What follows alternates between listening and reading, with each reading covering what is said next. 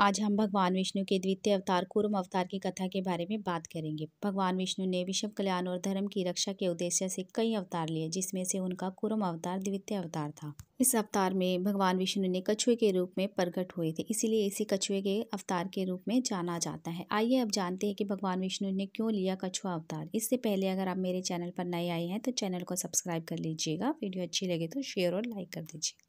एक समय की बात है जब देवताओं को अपनी शक्ति का बहुत ज़्यादा अहंकार हो गया था। तब देवताओं ने ऋषि दुर्वासा का अपमान कर दिया था। इसी से क्रोधित होकर ऋषि ने देवताओं को श्राप दे दिया था। श्राप के कारण देवताओं को शक्ति दानवों से समक्ष कम हो गई थी, जिस कारण दानवों को राजा बलि ने देवराज इंद्र को पराजित कर दिया था। अब तीनों लोकों पर दानवों का राज हो गया था। चारों ओर अधर्म बढ़ने लगा था। यह देखकर देवता विचलित हो गए थे और तभी सभी देवता भगवान विष्णु की शरण में सहायता मांगने पहुंचे। भगवान विष्णु विश्व कल्याण की सहायता के लिए तैयार हो गए। विष्णु ने देवताओं को समुद्र मंथन का उपाय बताया, क्योंकि समुद्र की गहराई में अनमोल रत्न छिपे हैं। उन बहुमूल्य रत्नों को दानव अकेले नहीं प्राप्त कर सकते थे और ना ही देवता।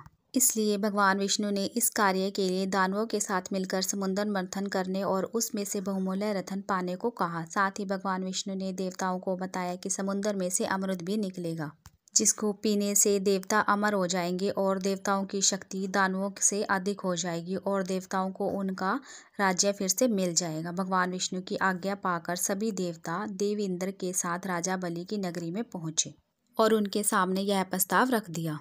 दानवों के गुरु शुक्राचार्य को देवताओं पर विश्वास नहीं था, परंतु उनको यह प्रस्ताव पसंद आया। वो समुद्र मंथन के लिए मान गए। इसके बाद देवता और दानव क्षीर सागर में समुद्र मंथन के लिए पहुंचे। समुद्र मंथन करने के लिए विशाल मदारी की जरूरत थी, जो उसे मथ सके। इसलिए भगवान विष्णु ने अपने सुदर्शन चक्र से मदार पर्वत को काटकर समुद्र में रख दिया।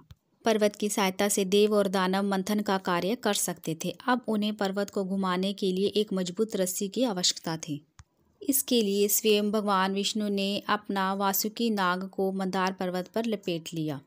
इसके मुख को दैत्य की ओर रखा गया तथा पूंछ को देवताओं की ओर। अब समुद्र मंथन का कार्य प्रारंभ किया गया। तभी वहां एक और समस्या आ पड़ी। समुद्र बहुत विशाल था और गहरा था। समुद्र में पक्की भूमि नहीं थी। पर्वत बार बार समुद्र में धंसता चला जा रहा था और अगर पर्वत डूब जाता तो समुद्र मंथन का कार्य अधूरा ही रह जाता। यह सब देखकर भगवान विष्णु स्वयं देवताओं की सहायता करने के लिए अपने द्वितीय अवतार लेकर आ गए। इसके लिए भगवान विष्णु ने कछुए का अवतार लिया तथा मंदार पर्वत का भार अपनी पीठ पर उठाया। कछुए की पीठ ठोस होने के कारण मंदार पर्वत उस पर टिक गया। अब कई दिनों तक समुद्र मंथन का कार्य देव दानवों के बीच चलता रहा। इसके पश्चात समुद्र मंथन से एक एक कर 14 बहुमूल्य रत्न प्राप्त हुए, जिसमें सबसे पहले जल का हलाहल यानी विष निकला।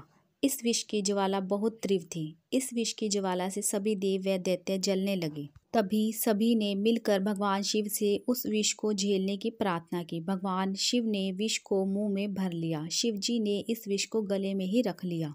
उनका गला नीला हो गया और तभी से शिवजी का नाम नीलकंठ पड़ गया। दूसरी बारी में समुद्र मंथन से कामधेनु निकला, यानी एक दिव्य शक्तियों वाली गाय। लोक कल्याण को ध्यान में रखते हुए यह गाय ऋषियों को दे दी गई। गाय को हिंदू धर्म में पवित्र माना जाता है। गाय की पूजा की जाती है। गाय में सभी देवताओं का वास माना गया है। इसके बाद समुद्र मंथन से रत्न के रूप में देवी लक्ष्मी की उत्पत्ति हुई। देवता और दानव दोनों ही लक्ष्मी को पाना चाहते थे, क्योंकि सुख समृद्धि के लिए लक्ष्मी का होना अति आवश्यक है। इसलिए दोनों चाहते थे कि लक्ष्मी उन्हें मिल जाए, परंतु लक्ष्मी जी ने भगवान विष्णु से विवाह कर लिया। इसके बाद समुद्र मंथन से ऐरावत प्राप्त हुआ। ऐरावत एक सफेद हाथी को कहते हैं। ऐरावत हाथी को बंटवारे में स्वयं इंद्र ने दे दिया गया। चारों दांत वाले हाथी अब मिलना मुश्किल है। ऐरावत सफेद हाथियों के राजा था। समुद्र से उत्पन्न हाथी को ऐरावत नाम दिया गया था। इसके बाद समुद्र मंथन से घोड़ा रत्न के रूप में प्राप्त हुआ। घोड़ा तेज दौड़ने तथा उड़ने वाला माना जाता था। इसके 7 मुख थे। 7 मुख वाले घोड़े को राजा बलि ने अपने पास रख लिया, परंतु बाद में तारकासुर के पराजित होने पर यह इंद्र को वापस मिल गया। इसके बाद समुद्र मंथन से कौस्तुभ मणि प्राप्त हुई। इस मणि को भगवान विष्णु ने धारण किया। माना जाता है कि अब ऐसी मणि केवल इच्छाधारी नागों के पास ही बची है। इसके बाद समुद्र मंथन से कल्प वृक्ष की उत्पत्ति हुई। देवराज इंद्र ने इसे अपने पास रख लिया। इसके बाद समुद्र मंथन से अप्सरा रंभा बाहर आई। देवराज इंद्र ने रंभा को अपनी राज्यसभा के लिए प्राप्त कर लिया। विश्वामित्र की घोर तपस्या को विचलित करने के लिए इंद्र ने रंभा का ही सहारा लिया था। इसके बाद समुद्र मंथन से पारिजात वृक्ष उत्पन्न हुआ। हिंदी देवी देवताओं में पूजा में इस पेड़ के फूलों का विशेष महत्व होता है।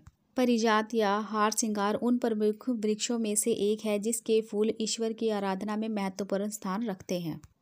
धन की देवी लक्ष्मी को पारिजात के पुष्प अति प्रिय हैं। इसके बाद समुद्र मंथन से मदिरा उत्पन्न हुई। मदिरा को वरुण नाम के देवता जो असुरों की तरफ थे उनको दे दी गई। इसके बाद समुद्र मंथन से शंख रत्न के रूप में प्राप्त हुआ। शंख को विजय, समृद्धि, सुख, शांति, यश, कीर्ति और लक्ष्मी का प्रतीक माना गया है। इसीलिए लक्ष्मी विष्णु की पूजा में शंख का अनिवार्य रूप से बजाया जाता है। इसके बाद समुद्र मंथन से चंद्रमा उत्पन्न हुआ। चंद्रमा को जल का कारक ग्रह इसीलिए कहा जाता है क्योंकि इसकी उत्पत्ति समुद्र मंथन के दौरान जल से ही हुई थी। भगवान शिव ने इन्हें अपने सिर पर स्थान दे दिया। इसके बाद समुद्र मंथन से धन्वंतरी देवी प्राप्त हुई। भगवान विष्णु के अंश माने जाते हैं धन्वंतरी और ये आयुर्वेदिक के जनक हैं। उन्होंने ऋषि मुनियों को वेदों का ज्ञान ही करवाया था। इसके बाद समुद्र मंथन से अंत में अमृत का कलश निकला था। धन्वंतरी देवी के हाथ में ही अमृत का कलश था। देवताओं और दैत्यों में बीच अमृत के बंटवारे को लेकर झगड़ा हो रहा था। बाद में भगवान विष्णु ने मोहिनी का रूप धारण कर अमृत को देवताओं में बांटा, परंतु राहु ने छल से अमृत को ग्रहण कर लिया। क्रोधित होकर भगवान विष्णु ने चक्र से उसका सिर काट दिया और 2 हिस्सों में बांट दिया गया। ये दोनों हिस्से राहु और केतु कहलाते हैं। इस प्रकार देवताओं को उनका राज्य वापस मिल गया और दैत्यों का नाश कर दिया गया। तो ये थी भगवान विष्णु के द्वितीय कछुआ रूप की